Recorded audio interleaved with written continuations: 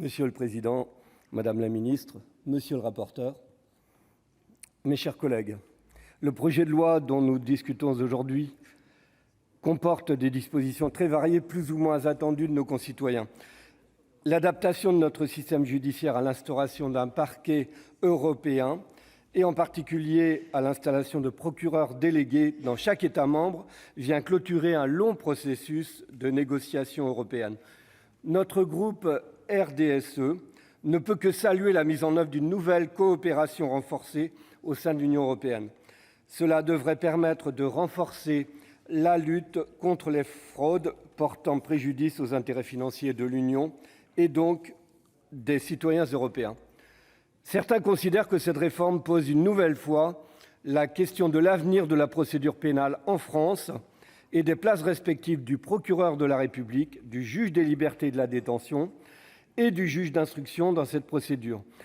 Je laisserai aux juristes de cet hémicycle, et il y en a, le soin d'expliquer pourquoi ces évolutions nécessitent de mener à bout l'indépendance du parquet. Bien qu'elle concerne la qualité de la justice rendue et l'autorité de la loi, il n'est pas certain que ces questions fassent partie des préoccupations premières de nos concitoyens. Au contraire, d'autres mesures du texte touchent plus directement à leurs préoccupations contemporaines. Je pense à la multiplication des juridictions spécialisées, souvent localisées à Paris, qui semble s'inscrire à contre-courant du grand besoin d'accessibilité aux services publics. Les quelques amendements que nous avons déposés pour délocaliser certains de ces magistrats dans des ressorts provinciaux visent à ouvrir le débat à ce sujet.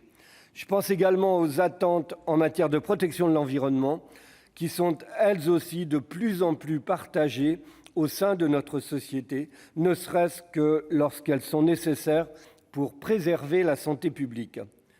La décision du tribunal administratif de Lyon du 26 septembre 2019, ayant reconnu une faute de l'État à raison des insuffisances du plan de protection de l'atmosphère de l'agglomération lyonnaise, répondent à la demande de réparation du préjudice d'une mère pour elle et son enfant.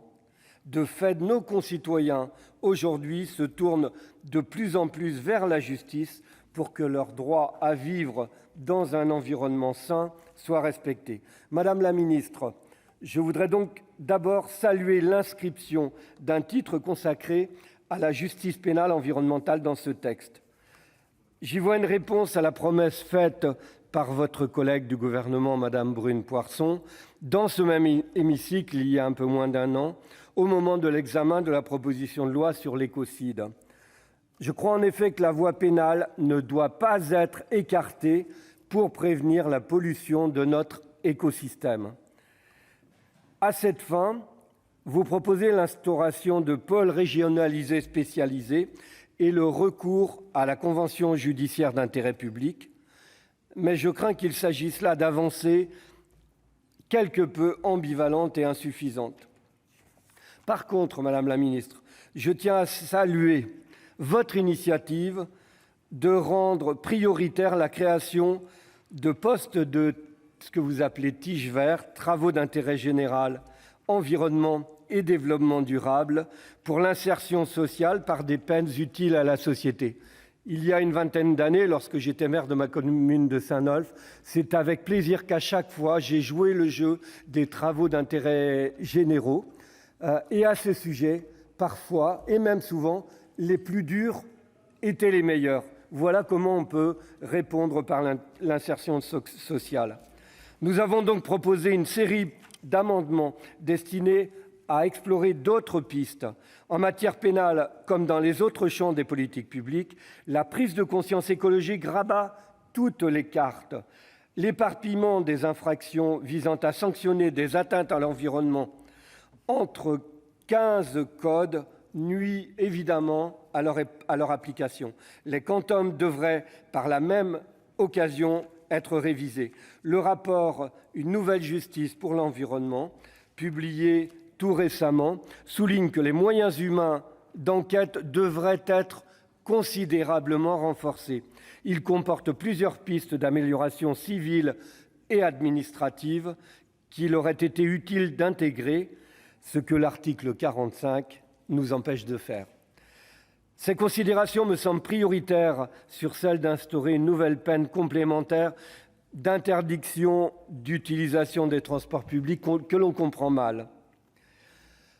Notre groupe RDSE aura une position comme à son habitude qui peut être plurielle parce que ça fait partie de nos gènes. On est bienveillant par rapport à ce texte, mais une partie d'entre nous sommes extrêmement exigeants et attendront le sort qui sera donné à nos amendements. Et en conclusion, je voudrais citer le sociologue philosophe Bruno Latour.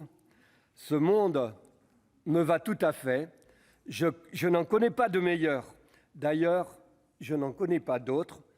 Alors à nous d'en prendre conscience et d'agir en conséquence. » Je vous remercie. Merci, cher collègue.